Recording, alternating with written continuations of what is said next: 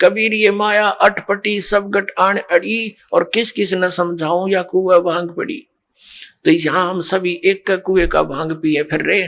वो परमात्मा आता है, हम उसके भी जूते मारते हैं, उसको बुरा कहते हैं, इन नकलियों का स्वीकार करें बैठे हैं जो आसपास भी नहीं भगवान के। ये अब कहने का दास का तात्पर्य है कि इस दास के स्थान पर ये सोच लो परमात्मा बैठे हैं, और फिर हम कैसे व्यवहार करेंगे उस भगवान से जिसके लिए हम तड़प रहे हैं।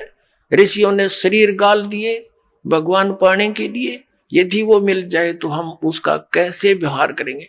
तो ये आपने रिहर्सल करनी पड़ेगी। इस दास को डला समझ लो, एक पत्थर समझ लो बोलता हुआ, लेकिन यहां नो सोच लो हम भगवान से मिलने जा रहे हैं। तो जैसा व्यवहार आप यहां करोगे ऐसा ही स्वप्न में आपका बनेगा। मृत्यु के बाद आपको ऐसा होगा जैसे स्वप्न, और वहां भगवान दास के रूप में पहले आपकी परीक्षा लेगा, बाद में ऊपर सिलेक्ट करेगा, ले जाएगा सतलोक। तो वहां जैसी भावना, जैसा अच्छा या बुरे विचार आपके इस दास के प्रति होंगे, आपके मस्तिष्क पर लिखे आएंगे वहां पर, क्योंकि वहां कोई रोड ना चल रहा है, या तो हम छो बात छुपा ले, आपके मस्तिष्क पर लिखे आएंगे।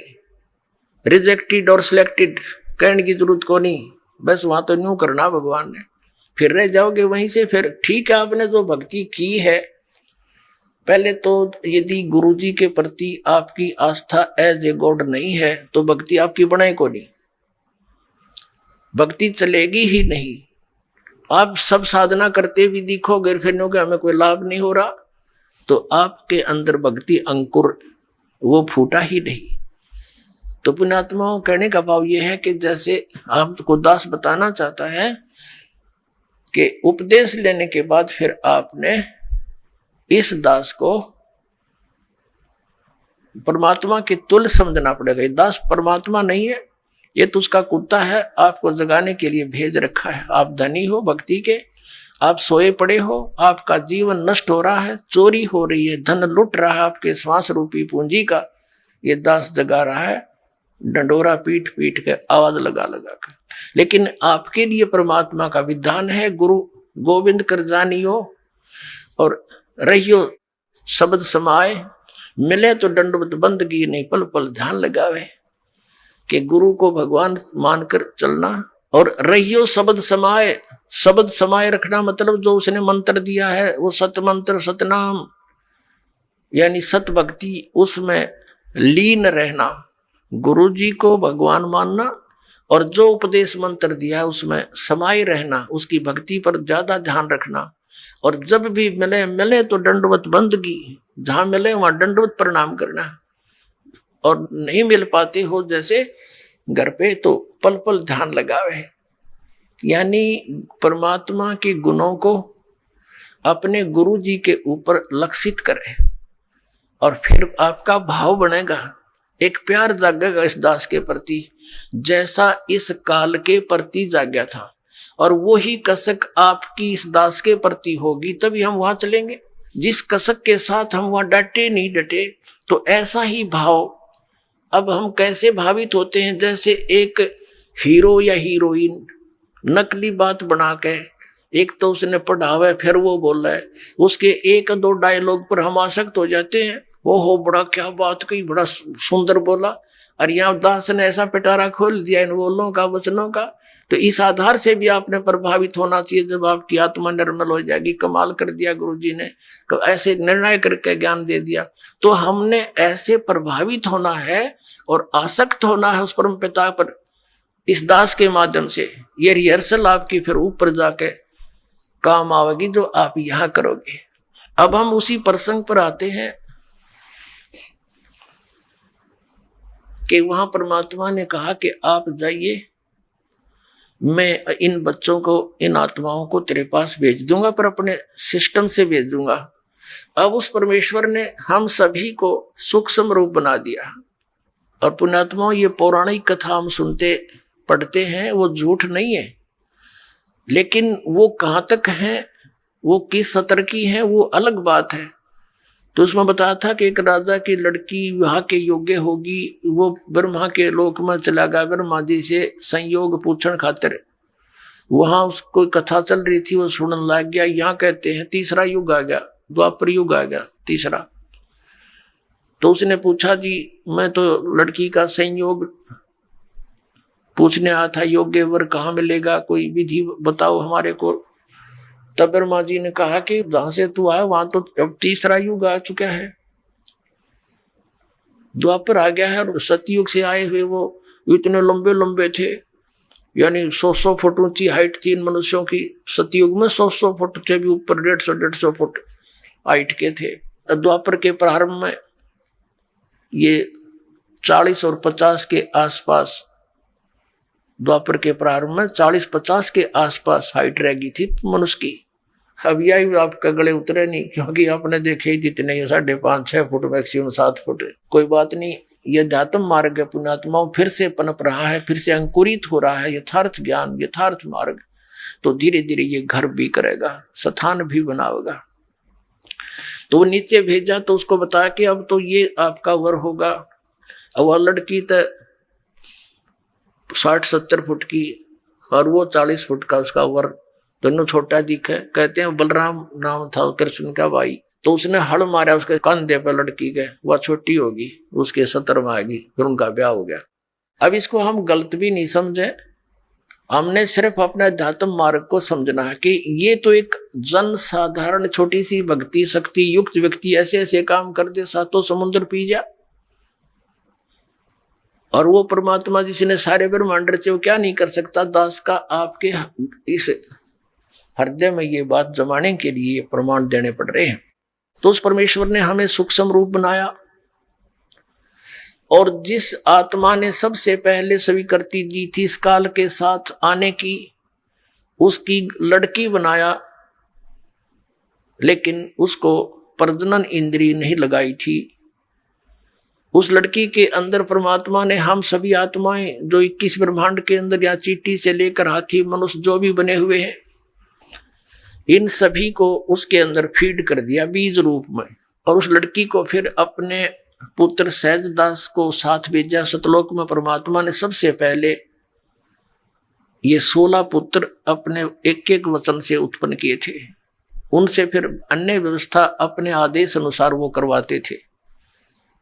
तो सहजदास को भेजा उस लड़की के साथ और कहा, बेटा जा उस ज्योत निरंजन सरपुरुष से कह देना कि जिन आत्मा ने तेरे साथ आने की स्वीकृति दी थी, इस लड़की के शरीर में फीड कर दिया है।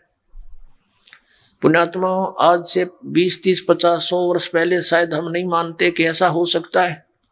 अब विज्ञान ने हमारा ये मार्ग बहुत आसान कर दिया है। जैसे ये देखते हैं, कोई टेस्ट कराता है कि आपके 1 ग्राम खून में इतने करोड़ जीवाणु होने चाहिए, इतने लाख, और वो इतने कम है, इतने होने चाहिए। यानी 1 ग्राम ब्लड में और लाखों की संख्या में जीवाणु होते हैं। और कितना ब्लड आपके अंदर, हमारे शरीर में कितने जीवाणु हैं, वो सभी आत्माएं हैं। तो ऐसे वो फीड कर दिया इस लड़की के शरीर में। और ये कन्या थी, परमात्मा ने कहा जा आप निरंजन के पास छोड़ के आ सहजदास। सहजदास ने आकर के लड़की को ज्योत निरंजन के हवाले कर दिया और उसको बता दिया कि इसके बॉडी के अंदर परमात्मा ने वो सभी आत्माएं फीड कर दी है। और परमात्मा ने कहा, बेटी तू जितने जीव कहेगी उत्पन्न करना चाहेगी कर सकती है, जितना वो कहे उतने जीव उत्पन्न कर देना, वो नर आकार में या जैसे भी पशु पक्षी तू जैसे भी चाहेगी, वो एक बार कल्पना करना, वैसे ही रूप धारण कर तेरे शरीर से बाहर आते ही वो ऐसा रूप धारण कर लेंगे। अब यहाँ भी बात बहुत समस्या आ जाएगी आपको कि ऐसे कैसे हो गया। हम छोटे से जादूगर को देखा करते थे, बालक थे तब। जादूगर आता था, एक मुख में छोटा सा कंचा डालता था, ये अंटे खेला कर बालक, गोली सी होती है कांच की, उनको 1 2 3 छोटी छोटी मुख में डालता था और फिर थोड़ी देर में डो करके और पत्थर काट देता। बता, वो तो एक जादूगर है, एक सिंपल। ये जादू जितनी भी ये आध्यात्मिक यहाँ की जो उठपटांग सी क्रियाएं हैं, ये सारी गॉड पावर से होती हैं। और ये क्या करते हैं कि वो पहले भक्ति सिद्धियां करते हैं तो परमात्मा से ही कुछ पावर ग्रहण कर लेते हैं, उसका ड्रामा बना लेते हैं, बस इतनी सी बात है। और उस मालिक ने सारा कुछ रच रखा उसके पास, तो वो खान है उस शक्तियों की, खान यानी वो तो एक पूरी स्टॉक है मालिक, पूरी पावर है उसके अंदर, वो कुछ भी कर सकता। और कहा कि बेटी तू जितने भी जीव वो कहे तो उत्पन्न कर देना।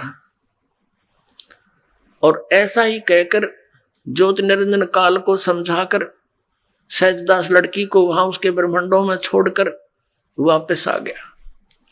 अब युवा होने के कारण लड़की का रंग रूप निखरा हुआ था। परमात्मा ने यह परीक्षा लेनी चाहिए थी कि ये यहाँ रहने योग्य भी है कि नहीं। ये ज्योति निरंजन इसने यहाँ पहले तो ये फंड किया, एक पैर पे खड़ा होकर बकवाद शुरू की, यहाँ रहा नहीं गया इसके ऊपर, क्योंकि ये तीन जने, एक अचिंत, एक ये अक्षर पुरुष और ये सर पुरुष, ये तीनों अचिंत के लोक में परमात्मा ने रहने को कह दिया था। इस द्वीप में रहो तुम एक गर्भ में, और बाकी सभी हम आत्माएं उत्पन्न कर दी थी, सबको अलग अलग व्यवस्था कर दी थी। तो इसके अंदर ये खुरापात उत्पन्न हुआ कि हम तीन जने तो एक स्थान पे, बाकी सब अलग अलग, मैं भी अलग से राज्य प्राप्त करूं। तो इसने तपस्या करके ये स्थान प्राप्त किए 21 ब्रह्मांड। तो वहां जब इसने देखा कि लड़की का रंग रूप देख करके ये एकदम इसके अंदर विषय वासना जागेगी, रजोगुण से प्रभावित होकर इसने लड़की के साथ दुराचार करने की सोची। उसी गतिविधि इसने प्रारंभ की उसके साथ। तो लड़की ने कहा कि ज्योति निरंजन कुछ शर्म कर, देख पहले तेरी उत्पत्ति करी परमात्मा ने, हमसे पहले तेरा जन्म हुआ उन्हीं के वचन से, और फिर उन्हीं के वचन से हम उत्पन्न हुए हैं, और मेरी उत्पत्ति भी उसी से हुई है, हम बहन और भाई हैं। ऐसा जुल्म ना करे तू। पर ये इतना अंधा हो गया काम वासना में, ये हद से ज्यादा बढ़ गया और बदमाशी करने के लिए मुंह खोला, आलिंगन बद्ध करना चाहा। लड़की भी उसी बाप की बेटी है, सूक्ष्म रूप बनाया, इसके मुंह के माध्यम से पेट में शरण ले ली, और वहां से पुकार की, पिताजी मेरी रक्षा करो, मेरी रक्षा करो। अब परमात्मा को पता था कि अब हो गए लड्डू मिलने शुरू, इनको इसके साथ जाना चाहते थे, नकम्मे के साथ। वहां सारी सुविधाएं थी, भरा पूरा सारा सुख था, वो छोड़कर हम इसके साथ आ गए। अब परमात्मा ने कहा कि जा जोगजीत, 16 पुत्र हैं, उन्हीं से वो काम लेते हैं। जा जोगजीत, वैसे तो स्वयं ही अपने पुत्र जोगजीत के रूप में वहां आए थे, और कहा था कि सुन, अब परमात्मा चला जा तो उसका कलेजा फट जा, कलेजा हिल जा उसका, मर जाओ, बेहोश हो जाओ, उठे को नहीं कई कई वर्षों तक। तो इसलिए अन्य अपने पुत्र का रूप बनाकर, जोगजीत का रूप बनाकर परमात्मा उसके लोक में प्रकट हुए और कहा, ज्योति निरंजन तूने जुल्म कर दिया, तूने यहाँ का विधान तोड़ दिया, और ऐसे जुल्म करने वाले व्यक्ति को यहाँ पर यह सजा मिलती है कि आज से तू 1 लाख मानुष शरीरधारी प्राणियों का आहार करेगा और 1.25 लाख की उत्पत्ति किया करेगा। लड़की को उसके पेट से निकाल दिया और दोनों को वहां से कह दिया कि तुम निकल जाओ यहाँ से, 21 ब्रह्मांड लेकर ज्योति निरंजन चला जाओ तुम यहाँ से। और लड़की ने भी कहा कि पिताजी मुझसे गलती होगी कि तू चली जाओ यहाँ से। अब परमात्मा को पता था कि ये अब ऊपरले मन से गलती मानने आ जाते फिर बात बिगाड़ेगी, तो हम सभी को वहां से निकाल दिया, क्योंकि सेब खराब हो जाती है, सेब विक्रेता उस इतनी अच्छी वस्तु और कीमती को भी नहीं रख सकता। लेकिन यहाँ ये फॉर एग्जाम्पल है। अब परमात्मा का उद्देश्य क्या था कि ये वहां जाएंगे तो इनके साथ क्या बिरानमाटी होगी, ये पता ही था, पहले भी आगाह किया था भगवान ने हमारे को, लेकिन हम मानने नहीं, हम इतने आसक्त हो गए थे। तो 21 ब्रह्मांड वहां से चल पड़े, जैसे विमान चलता है 16 शंख कोश की दूरी पर सतलोक से आकर ये यहाँ पर चक्कर काटने लगे परमात्मा के आदेश अनुसार। पुण्यात्माओं, दास एक जूनियर इंजीनियर सिविल की सर्विस किया करता था, और वहां एक सरकारी कार्य चल रहा था कंस्ट्रक्शन का, वहां एक बहन भी मजदूरी करने आई हुई थी और उसके 2 बच्चे थे। एक तो वृक्ष के कपड़े में बांध कर लटका रखा था, वो जैसे झूला सा बना देते हैं, एक नीचे वो खेल रहा था और वो रो रही थी। हमने पूछा, बहन क्यों रो रही है तू, क्या बात है? तो बहुत बुरी तरह सबक रही थी। तो उनके गांव से एक और था, उसने बताया जी ये ऐसे ऐसे। फिर वो हिचकी सी रुकी उसकी, फिर उसने बताई जी मैं बताऊंगी सारी कहानी, कि मैं बहुत अच्छे धनी घर की लड़की थी और जिसके साथ मैं अपनी मर्जी से लव मैरिज करके आ गई, ये मजदूर था हमारे। और मेरे पिताजी को जब इस बात का पता चला तो उसने कहा, बेटी ठीक है, हमने तो विवाह करना ही है तेरा, लेकिन जहां तू संयोग जोड़ना चाहती है यहां दुखी बहुत हो जाएगी। लेकिन मेरे पिताजी की बातों का मेरा असर कतई नहीं हुआ, क्योंकि मैं तो अंधी हो चुकी थी। पिताजी के न चाहते हुए मैं इसके साथ आ गई। और अब ये क्या करता है मेरे साथ, मैं मजदूरी करती हूं और वो शराब पीता है, सारा दिन घर पे रहता है, दोनों बच्चों को साथ लाती हूं और मजदूरी करती हूं। इसलिए रो रही हूं कि मैंने अपने पैर पे आपको आड़ा मार लिया। तो पुण्यात्माओं, परमात्मा हमें यही बता रहे हैं कि तुमने अपने पैर पे आपको आड़ा मार रखे हो। उस भरे पूरे परिवार को छोड़कर, वहां सर्व सुख संपन्न सतलोक को छोड़कर हम यहाँ आगे इसके साथ टिंडे लेने के लिए हम मजदूरी करते हैं, ये खाता है। अब इसने स्वर्ग क्या बना रखा है, एक रेस्टोरेंट है, ये वहां का मैनेजर है, ये इंद्र आदि वहां के मैनेजमेंट करने वाले नौकर छोड़ रखे। आप यहाँ भगवान की जो सच्ची भक्ति करोगे तो आपकी कुछ पूंजी जुड़ेगी। शास्त्र अनुकूल साधना करोगे तो, शास्त्र अनुकूल साधना नहीं करते उनका कुछ नहीं मिलता, वो सीधे नरक में डाल दिए जाते हैं। छोटा मोटा पुण्य करते हो उसके आधार से स्वर्ग में कुछ समय प्राप्त हो जाता है। अब जैसे वेदों अनुसार साधना क्या है, ओम नाम के जाप से प्रारंभ होती है।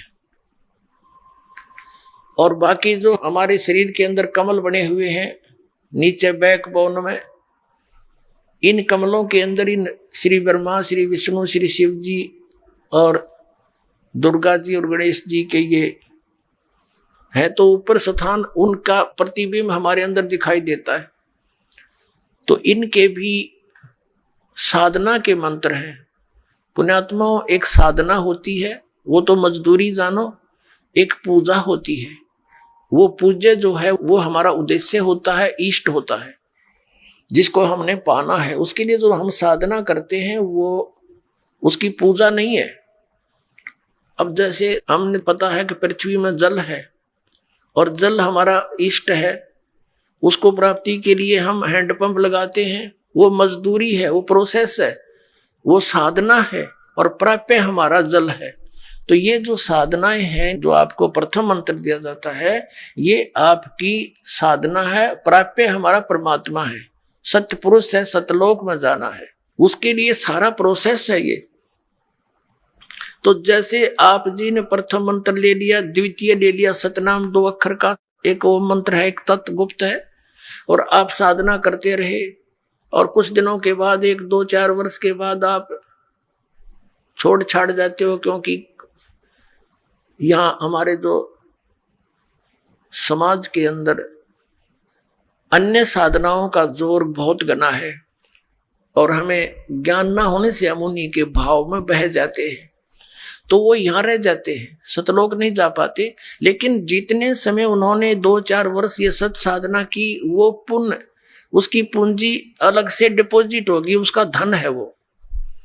और ऐसे धनी को फिर स्वर्ग जाना ही जाना है यहाँ से मृत्यु के बाद। इसका बाई फोर्स काम है, सारा सुनियोजित है। जैसे पहले आप गणेश जी के लोक में गए तो वहां भी होटल है और उस होटल का जो चार्ज है वो आपसे लिया जाएगा, और जहां वो मैनेजमेंट वहां का है, मैनेजमेंट करने वाला वहां का प्रधान है, गणेश है, उससे भी उसका कुछ अंश ऊपर उस काल के पास जाता है।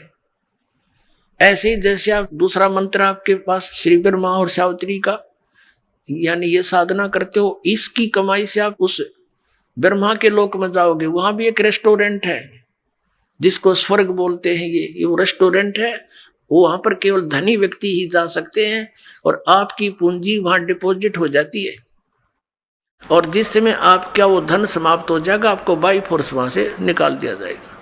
फिर आप जाओगे विष्णु जी की मंत्र की जो आपकी भक्ति धन है, वो विष्णु लोक में जाकर उसके रेस्टोरेंट में खाओगे, खराब करोगे, और उनका चार्ज उसका जो है वो अलग से है। फिर आप जाओगे जैसे शिव जी के लोक में, वहां फिर अपनी कमाई बर्बाद करके उसके होटल में, वहां से फिर चलोगे कहाँ, दुर्गा के लोक में, वहां से फिर अपनी कमाई बर्बाद करके समाप्त करके फिर जाओगे ब्रह्मलोक में। क्योंकि ये 2 अक्षर के नाम में इसकी जो वे ऑफ वर्शिप है, इस साधना, इस भक्ति की इस तरह क्रिया करने से इसका जो, इसकी जो भक्ति धन है ये ब्रह्मलोक में प्राप्त होता है, इस सतनाम के प्रथम अक्षर का, ओम का। तो ब्रह्मलोक के अंदर आपके इस ओम नाम के जाप के धन कमाई को वहां महास्वर्ग बोलते हैं उसको। वहां और ज्यादा बकवाद है, नीचे वालों से ज्यादा सुविधाएं हैं, और लेकिन चार्ज भी घने हैं वहां के। तो वहां आपका वो धन नष्ट हो जाएगा। फिर आपके पास बचेगा वो तत्व मंत्र का कुछ जाप। उसका क्या कर रखा है इसने, इसी ऊपर एक स्थान बना रखा है ब्रह्मलोक। ब्रह्मलोक के अंदर इसने आगे उसको डिवीजन बना रखी है, सतलोक की और अलखलोक की, अगमलोक की और अकैलोक की। उसने नकल बनवा रखी है, डुप्लीकेट। उस जो दूसरा मंत्र तत्व मंत्र वाली कमाई को फिर उनसे ऊपर छोड़ देता है। वो तो कोई 1000 युगों तक नीचे नहीं आते, कोई 1000 युगों तक। और फिर जब वहां समाप्त हो जाती है फिर पटक देता गदा बना के, और खा धक्के भी आप। तो पुण्यात्माओं, इस काल के जाल को आप जी ने बहुत गहराई से समझना है, और दास जो वचन बोला है उसको ऐसा समझ लेना जैसे गीता के से वचन, कोई ऐसे को डूम बाट की बात नहीं। ये परमात्मा गॉड गिवन ज्ञान है जो दास आपको बता रहा है। आज तक हमारे को सतलोक और सचखंड का नाम लेकर कोरा बकवाद सुनाई गई, और वो झूठे मंत्र, गलत मंत्र दिए गए जो मोक्षदायक नहीं है। ऐसे ही हमारे इन गुरुओं ने वेदों और पुराणों के विपरीत ज्ञान सुना के हमारे अज्ञान से ठोक दिया, और सारी शास्त्र विरुद्ध साधना और मंत्र देकर भूत बनवा दिया। अब दास उसी प्रसंग पर आता है। अब इस काल को और दुर्गा को 21 ब्रह्मांड समेत यहां भेज दिया। अब इस काल ने सोचा कि भी मेरे साथ तो जो होना था हो लिया, अब यहां मेरा कौन के बिगाड़ेगा, मैं ओली सोली हो गया। लेकिन परमात्मा ने इसको कह दिया था, इसका विधान बना दिया था, और पहले ये वचन ले लिया था कि तू इन आत्माओं को दुखी ना करना। तो उसने कहा था कि नहीं भगवान, मैं तंग नहीं करूंगा आपके बच्चों को। परमात्मा ने विधान बनाकर दे दिया कि लिए संविधान है तेरा। तो उसमें क्या लिखा है कि जैसे कर्म जो करेगा, इसने कहा प्रभु जैसे कोई कर्म करेगा मैं वैसा ही फल दूंगा। मैं अपनी तरफ से किसी को यानी नाजायज दुखी ना करूंगा, और नहीं मैं कुछ इनको ऐड दे सकूंगा। तो परमात्मा ने इसको कहा ठीक है। तो ये एक विधान बनवा दिया परमात्मा ने कि जैसे कर्म करेगा वैसा ही फल यहाँ मिलेगा। इसमें ना तो ये ब्रह्म कुछ परिवर्तन कर सकता, ना ब्रह्मा विष्णु महेश आपके प्रारब्ध में आपके किए हुए शुभ और अशुभ में कोई परिवर्तन कर सकते। केवल परम अक्षर ब्रह्म ही सत्पुरुष आकर के आपके इन प्रारब्ध के कर्मों को भी नाश कर सकता है, आपके जीवन में आने वाली आपदाओं को भी वो समाप्त कर सकता है। वो मंत्र विधि बताता है, वो कैसे आता है उसके ऊपर ही आज का सत्संग है। अपने आत्माओं, इसने फिर क्या किया, उस लड़की के साथ फिर वही व्यवहार किया। लड़की ने कहा कि देख ज्योति निरंजन, पहले तो तू मेरा बड़ा भाई, मैं तेरी छोटी बहन, अब मैं तेरे पेट से निकल कर आई हूं, तेरी बेटी होगी, पुत्री होगी तेरी। लेकिन पिता और पुत्री का ये योग जो तू करने जा रहा है अच्छा नहीं। लेकिन इसने एक नहीं सुनी। बाई फोर्स लड़की के प्रजनन इंद्रिय लगाई। कहते परमात्मा ने बताया है, नख रेखा से भग कर लेना, नाखनों के साथ इसने प्रजनन इंद्रिय लगाई और फिर विलास किया। दुर्गा के साथ रमण करके इसने 3 पुत्रों की उत्पत्ति की। इस काल भगवान ने अपने एक ब्रह्मांड के ऊपरले हिस्से में एक गुप्त स्थान बना रखा है। वहां पर 3 स्थान बना रखे हैं, एक रजोगुण प्रधान क्षेत्र, एक सतोगुण प्रधान क्षेत्र, एक तमोगुण प्रधान क्षेत्र। अब जैसे किसी मकान में 3 कक्ष हो, एक कक्ष के अंदर लगे हैं अश्लील चित्र, तो वहां जाते ही मन में उथल पुथल बकवाद आने शुरू हो जाती है ऑटोमेटिकली, और जब तक वहां रहता है उसके अंदर वही विचार घर किए रहते हैं। दूसरे कक्ष में लगे हों साधु संत फकीरों के, महापुरुषों के चित्र, उनके इतिहास से हम परिचित हों, तो वहां जाकर के हमारा मन एकदम शांत और साधु संतों जैसे विचारों का ऑटोमेटिकली बन जाता है। और तीसरे कक्ष में लगे हों सूरवीर शहीदों और देशभक्तों के चित्र, तो वहां जाकर अपने मन में वैसी ही भावना बनती चली जाती है। ठीक इसी प्रकार इस काल ने, इस ब्रह्मा विष्णु महेश के पिता ने अपने एक ब्रह्मांड के ऊपरी हिस्से में बीच में बहुत बड़ा गैप दे रखा, जिसको वोक्यूम बोलते हैं, शून्य बोलते हैं। वहां कोई नहीं जा सकता इसकी रजा के बिना। तो वहां इसने क्या कर रखा है, एक रजोगुण प्रधान क्षेत्र बना रखा है, जैसा आपको बता इस टाइप का। तो जब ये अपनी पत्नी दुर्गा को वहां रखता है, सावित्री रूप बना लेता है और स्वयं ये ब्रह्मा रूप पंचमुखी हो जाता है, तो वहां इनके दोनों के, जब ये वहां रहते हैं, इनके विचार वैसे ही रहते हैं रजोगुणी। इनके संयोग से दोनों से जो पुत्र उत्पन्न होता है वो उन्हीं गुणों के युक्त हो जाता है। उसको फिर बच्चा होते ही इसको, जब वो थोड़ा सा जानने योग्य होता है, तभी उसको बेहोश कर देते हैं, अचेत कर देते हैं और कोमा के अंदर उसकी परवरिश करते रहते हैं। जब तक ये जवान नहीं होते तभी तक इनको बेसुध रखते हैं। फिर ये दूसरे स्थान पर चले जाते हैं सतोगुण प्रधान क्षेत्र में। वहां ये स्वयं विष्णु रूप धारण कर लेता, चतुर्भुज रूप धारण करके, विष्णु जैसा रूप करके, और लक्ष्मी जैसा रूप दुर्गा बना लेती है। यहाँ दोनों वहां रहते हैं सतोगुण प्रधान क्षेत्र में। तो इन दोनों के संयोग से जो पुत्र उत्पन्न होता है वो सतोगुण युक्त हो जाता है, और उसको भी ऐसे ही जब ये थोड़ा सा बालक होता है, जानने योग्य होता है, उसी समय इसको कोमा में कर देते हैं, अपनी सिद्धि शक्ति तक अचेत कर देते हैं और परवरिश जारी रखते हैं इसकी। ठीक इसी प्रकार ये तीसरे स्थान पर जाते हैं जो तमोगुण प्रधान क्षेत्र है। वहां ये क्या करता है, ऐसा रूप बना लेता है जैसा आप शिव का देखते हो चित्रों में, और अपनी पत्नी को पार्वती रूप बना करके दुर्गा को वहां सही रखता है। इन दोनों के संयोग से, पति पत्नी व्यवहार से जो पुत्र उत्पन्न होता है वो उन्हीं गुणों से युक्त हो जाता है। उसको भी फिर बेहोश कर देते हैं और परवरिश जारी रखते हैं। जब ये तीनों युवा हो जाते हैं, ये सब कार्य ये सुनियोजित तरीके से और गुप्त और धोखे में रखकर करता है, ताकि कहीं किसी जीव को पता ना लग जा मेरे काले कारनामों का। और दुर्गा को इसने सख्त हिदायत दे रखी है कि यदि तूने मेरी बात का कहीं भेद खोल दिया कि मैं 1 लाख मनुष्य शरीरधारी प्राणियों को खाता हूं, तो मेरे से बुरा नहीं होगा। अब ये इससे डरती है, क्योंकि अपने पैर पर कुहाड़ा मार के इसके अधीन होगी, जो ये कहता है ये वही करती है। इसने भी पाप का ढेर कर दिया। अब ये विवश है, तो इसने क्या किया, जब ये तीनों पुत्र युवा हो जाते हैं, इनको सचेत कर देते हैं।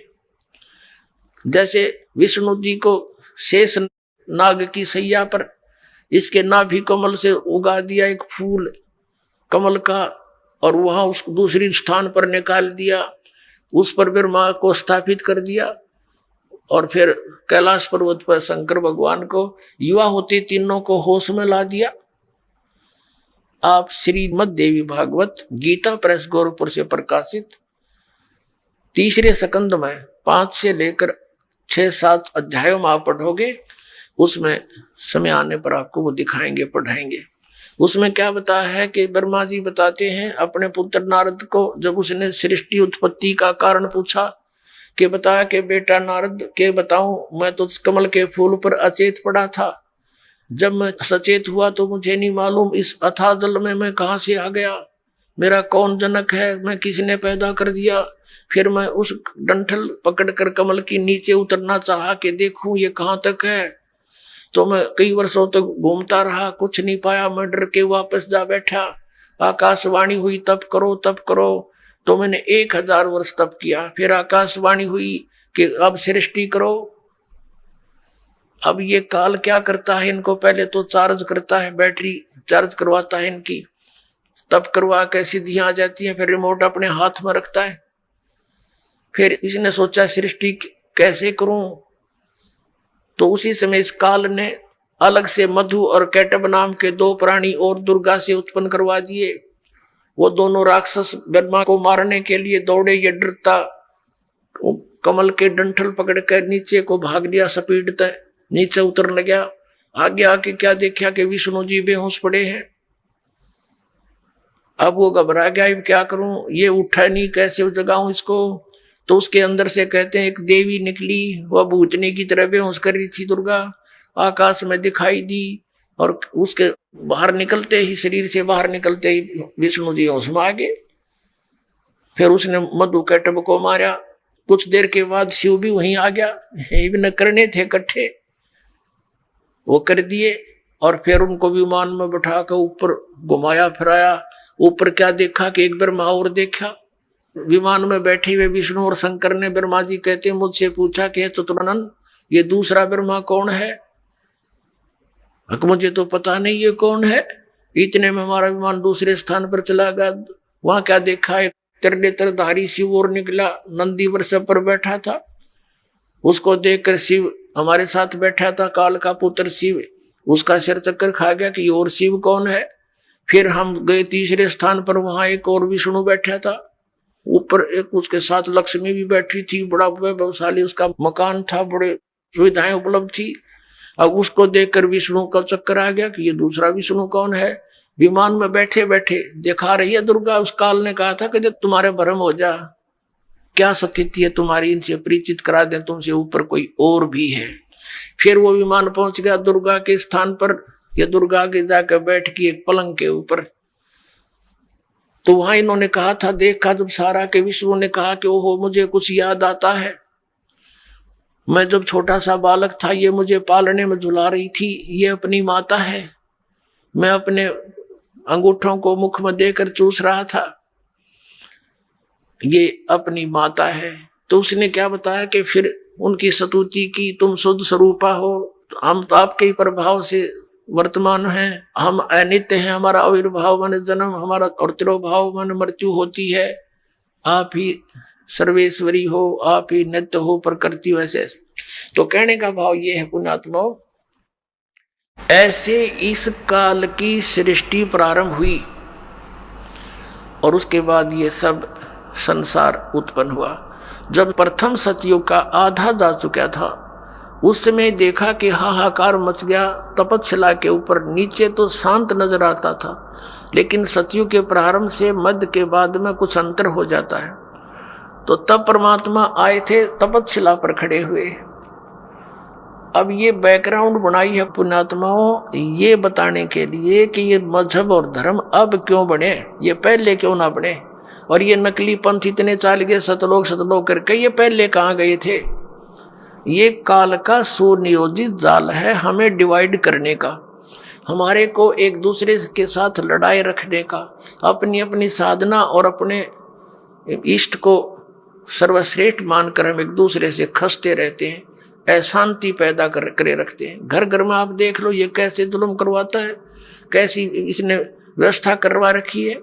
2 रोटी बनानी और खानी है, उसी में सारा दिन अटबट रहती है। तो ये चाहता है इनको जितना दुखी कर सकूं उतना कर दूं, और परमात्मा चाहता है मेरे बच्चों को जितना सुखी कर सकूं यहाँ भी कर दूं। लेकिन ये सुख सथल नहीं है। फिर भी यहाँ का जो सुख है वो परमात्मा कबीर जी ही दे सकता है। आपको सद्बुद्धि देगा, आपके हृदय में आकर इतनी दृढ़ता देगा, एक दूसरे को सहनशील बनाएगा और धीरे धीरे आपको शांति पैदा कर देगा। पूरे विश्व में ये शांति होगी, इस मार्ग को स्वीकार करना पड़ेगा।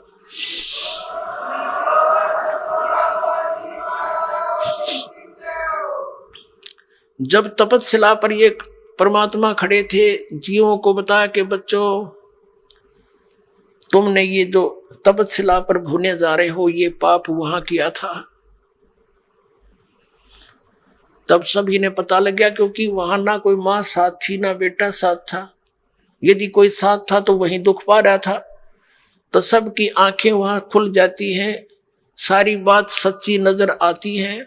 या तो हम झूठे सुख की भांग पिए पड़े हैं, या तो अटपट हम कर लेते हैं, लेकिन जब आपदा जरा से भी आ जाएगी ना फिर हम सब मान लेते हैं। तो मालिक ने वो वहां उचित स्थान समझा उनको ज्ञान सुनाने का। तो सभी ने कहा भगवान हमसे गलती होगी। परमात्मा ने कहा कि आचार्य जी खड़ा होइए। वो गुरु जी था। आप क्या गुण गाया करते थे? विष्णु और भगवान शंकर पूर्ण परमात्मा है। तुम कहते थे भगवान निराकार है, वो परम ब्रह्म निराकार है। तुम परम ब्रह्म से परिचित नहीं, तुम काल को परम ब्रह्म मान रहे हो। ये सरपुरुष को, ये तुम्हारा शत्रु है, तुम्हें खा रहा है। ये निराकार नहीं है, ये अव्यक्त है। अव्यक्त माने प्रोक्ष है, गुप्त है। ये खुद कहता साथ में जाए के गीता जी में 24 और 25 श्लोक में कि मैं अपनी योग माया से छुपा रहता हूं, मैं किसी के समक्ष नहीं आता। ये मेरा अव्यम अनुतम विधान है, अटल घटिया विधान है कि मैं कभी किसी के समक्ष नहीं आता। जैसे सूर्य के बीच में बादल आ जाते हैं, लेकिन सूर्य अव्यक्त हो गया, निराकार नहीं है, ऐसा समझो।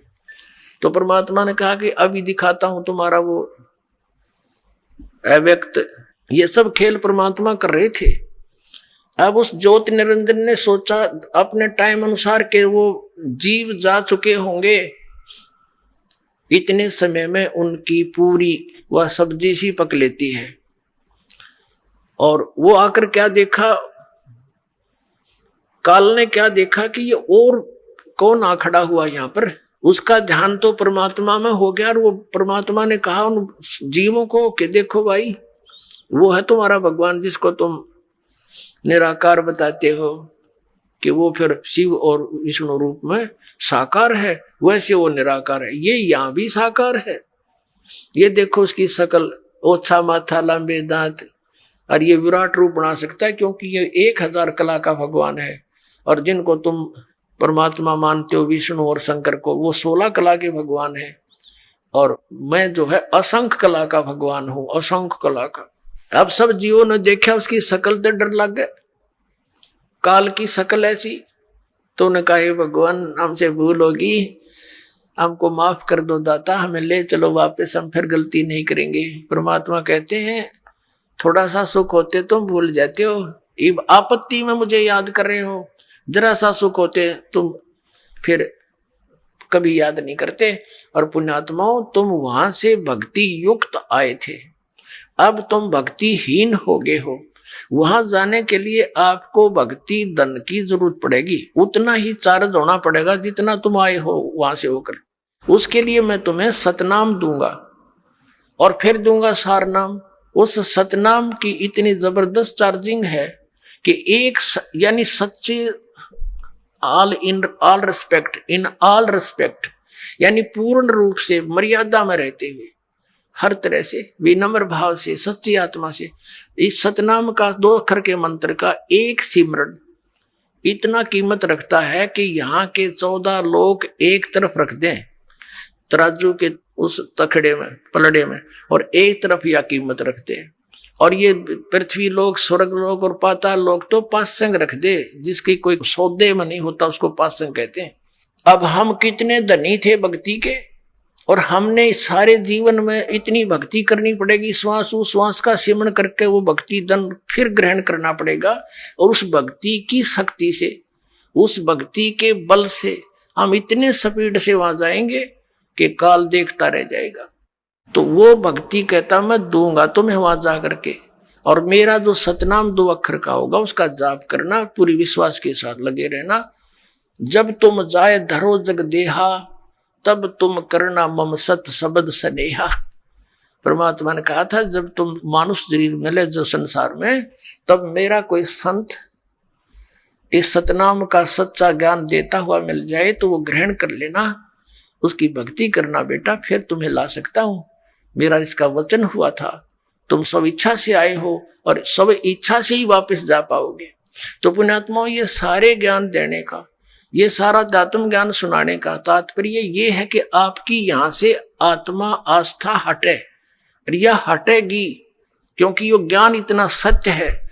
आप यहां रहते हुए भी आपकी आत्मा यहां नहीं रहेगी, एक दिन ऐसी स्थिति आ जाएगी जब तक आप मोक्ष के लायक नहीं होंगे। फिर क्या होगा?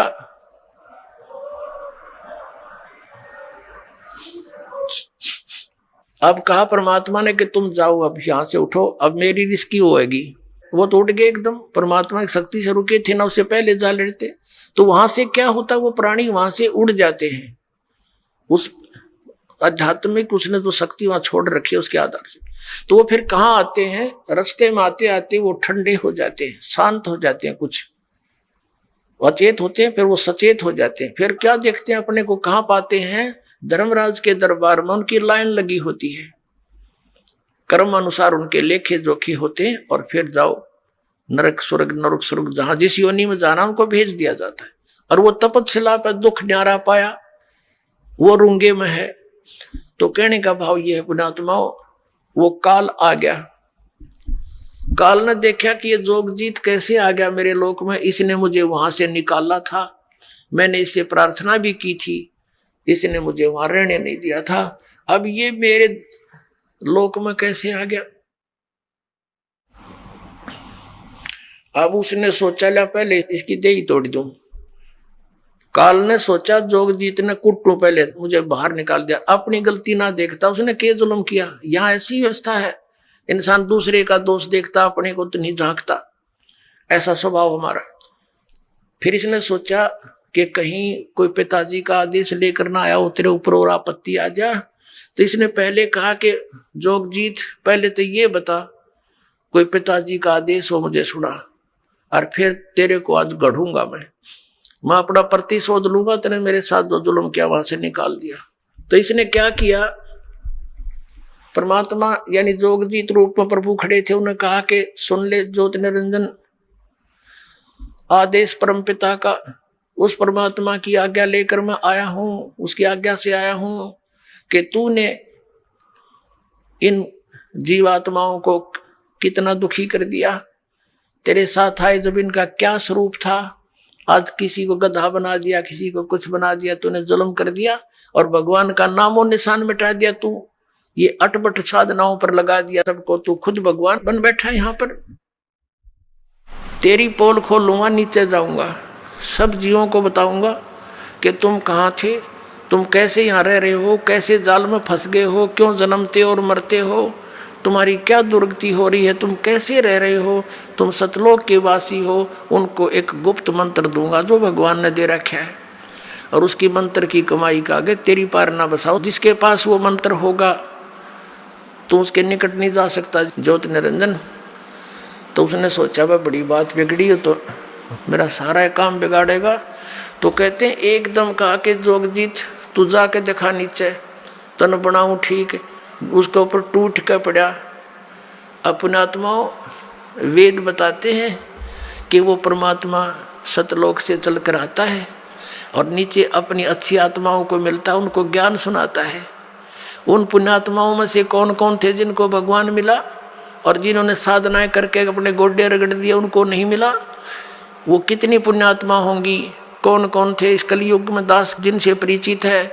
आदरणीय धर्मदास साहिब जी, आदरणीय मलुकदास साहिब जी, आदरणीय नानक साहिब जी, आदरणीय दादू साहिब जी, आदरणीय गरीबदास साहिब जी, गांव छुड़ानी जिला झज्जर हरियाणा वाले, आदरणीय घीसा दास साहिब जी, गांव खेखड़ा जिला मेरठ उत्तर प्रदेश वाले।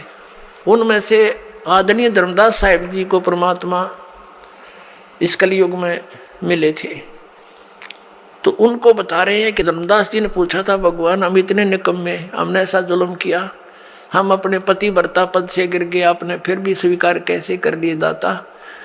आप कैसे आगमन हुआ हमारे यहाँ?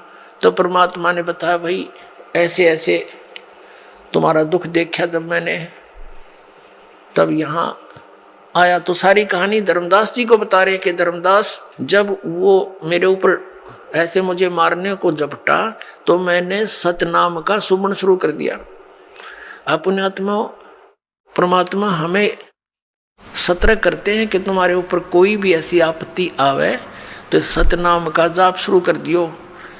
अब उस समय ये रिहर्सल होगी आपकी कि कहीं कोई आपत्ति आवे जात में क्या वैसी, तो आप यदि नो याद करोगे हाय माँ मर गया तो भगवान नहीं सुनेगा, फिर आपका अभ्यास कच्चा है। तो उस समय आपने सतनाम के सिमरण करना है, तो 2 अक्षर का। ये एक हिंट भी दे रहे हैं, बाकी वैसे तो उसकी क्या हिम्मत थी भगवान के निकट आ जा, पर हमें ये मंत्र का सहारा रहेगा, इसलिए वो उदाहरण दिया। कहा कि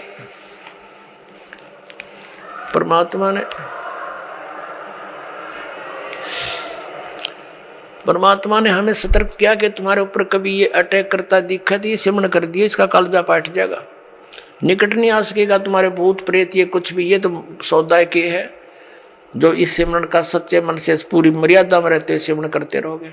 तो कहता परमात्मा ने कहा कि मैंने सतनाम का सुमरण कर दिया धर्मदास, ये ऐसे गिर गया, नीचे गया पाताल के नीचे, पाताल में पहुंच गया, इतना भयभीत हो गया।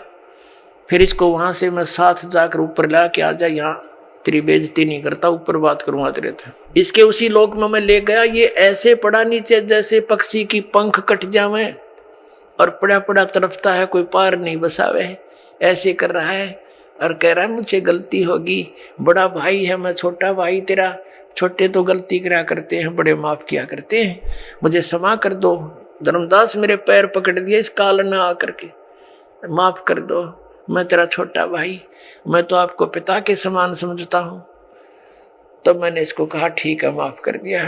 फिर इसने मेरे से क्या कहा कि हे भगवान, यहाँ कुछ वस्तु ऐसी हैं जो मुझे अभाव है, आप वो मुझे दान में दे दो, दान में। परमात्मा ने कहा था कि बोल क्या मांगेगा, कैसे नहीं, वचनबद्ध हो जाओ। तो परमात्मा ने कहा कि ठीक है, मैं वचनबद्ध हो गया। तब इसने कहा था कि 3 युगों में जीव कम ले जाना, सतयुग त्रेता द्वापर में, और चौथा युग जब कलयुग आवे तब तब शरण जीव बहुत जावे, ऐसा वचन हर मोय दीजे, तब तुम गमन संसार ही कीजे। इसने कहा था भगवान 3 युगों में जीव कम ले जाना, चौथे युग में जब कलयुग आवे तो कितने जीव ले जाना है, ये मुझे वरदान दे दो।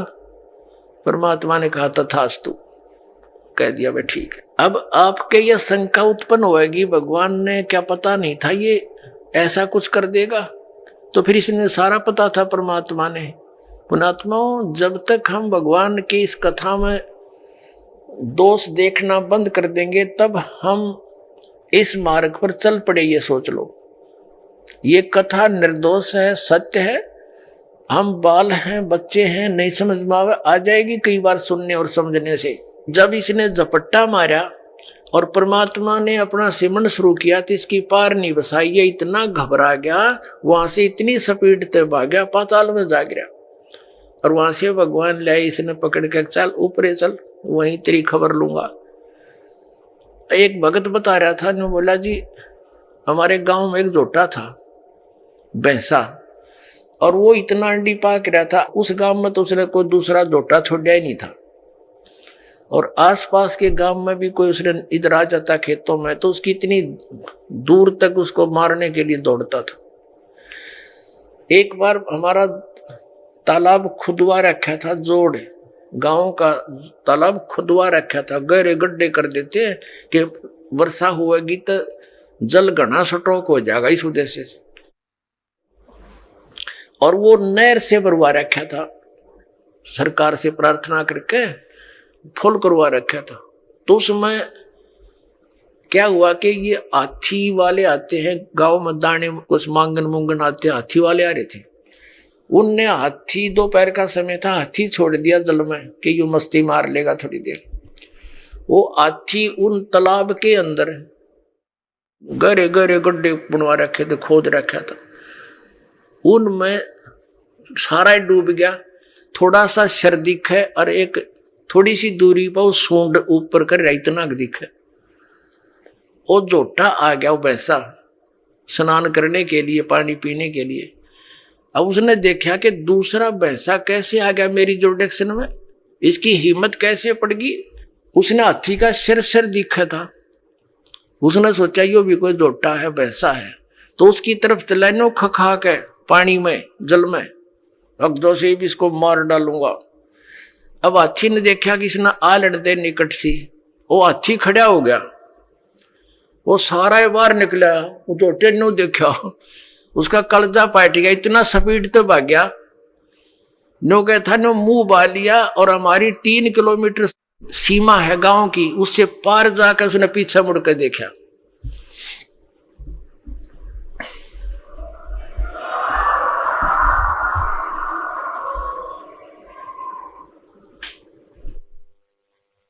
अब कहने का भाव यह है दास का कि उस समर्थ के सामने इस काल की ऐसी स्थिति जानो। अब तक तो ये हमारे ऊपर बहुत प्रभाव जमाए बैठा था, जब इस परमात्मा का ये सच्चा ज्ञान अपने आत्मा, अभी तक तो हमने कबीर जुलाहा दिखा था और वो हाथी का सिर दिखा था। अब ये जुलाहा सारा बाहर निकला, इन्होंने सोच लो कलजा पाट जाएगा इसका काल का।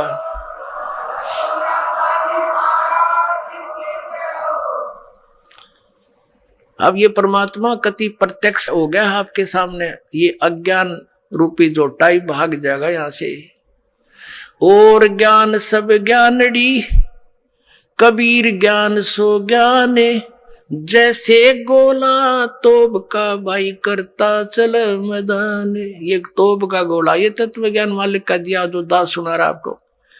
अब जो आज का सत्संग जहां से प्रारंभ हुआ था, अभी तक तो वो जो दास कंसेप्ट क्लियर करना चाहा था, अब स्टार्ट होगा। अब जब इसने देख लिया कि वचनबद्ध हो गया, तब इसने कहा था कि जोगजीत जब तुम कलयुग में आओगे, तुम्हारे आने से पहले अपने दूतों को भेजूंगा, 12 पंथ करूं मैं साजा, तुम्हारा नाम ले करूं आवाजा।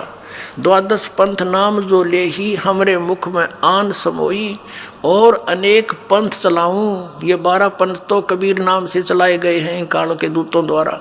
और अनेक पंथ चलाऊं, या विद जीवों को भरमाऊं। वो अनेक पंथों में आते हैं, ये निरंकारी पंथ, ये सतपाल वाला पंथ, देश वालों का पंथ, निरंकारी पंथ, ये सच्चा सौदा सिरसा जगमाल वाले, ये गंगवा पंगवा सारे, और ये दनोद वाले, जय गुरुदेव वाले, ये सारे काल के पंथ हैं। वहां तक कोई शरने पैर, और इतने बुद्धिमान व्यक्ति, एजुकेटेड, बड़े बड़े IAS IPS हैं, और वहां बैठे गुग्गू बने उनके पास, कक्का पता नहीं इनके गुरुओं ने। ये ब्लाइंड फेथ का नाजायज फायदा उठाया इन्होंने, भोली आत्माओं के श्रद्धालुओं की श्रद्धा को बेचा और उसकी सस्ती महिमा बटोर ली इन्होंने, और संत बन गए, खक भी नहीं इनके पास। तो इसने कहा था कि जब तुम्हारा कोई जाएगा ना, और अनेक देवी मंदिर तीर्थ ये पूजन पर ला दूंगा, ये शंकराचार्य भेज दिया इस काल ने, ये सारी उल्टी कथा पढ़ाया गया, जीव ही भगवान है। बता कोई विधान है इसका? फिर भक्ति किस लिए करे, फिर तो कुत्ता भी भगवान है। और फिर क्या कहते हैं, तीर्थ बनवा दिए। बोले एक बार हिमालय में जा रहे थे, ये पांडव तपस्या कर रहे थे, वहां भगवान आ गया भैंस रूप में, और भीम ने भागकर सोचा लिया पकड़ लूं इसको, भैंस अच्छा दूध पीऊंगा, दूध वाली दिखा है। तो कहते भगवान समान लाग गया धरती में, और पिछला हिस्सा भीम ने पकड़ लिया, ताकतवर था वहीं रोक लिया भगवान। बताओ किसा भगवान था जो भीम तो रोक गया। और फिर कहते हो पिछला हिस्सा जो है ना, बैक पृष्ठ भाग तो वहीं पत्थर का बन गया, बाकी निकल गया, प्रवेश कर गया। अगर भाग नेपाल में जा निकला, वहां पर पशुपति का मंदिर बना दिया, और वहां पर वो केदारनाथ बना दिए। अरे भले आदमियों, कहते फिर वो पिछला हिस्सा पत्थर बन गया ना भैंस का, वो पांडवा ने पूजा, फिर वो टट्टी पेशाब का पोर्शन पांडु पूजन ला दिए। तेरा गजब भैया।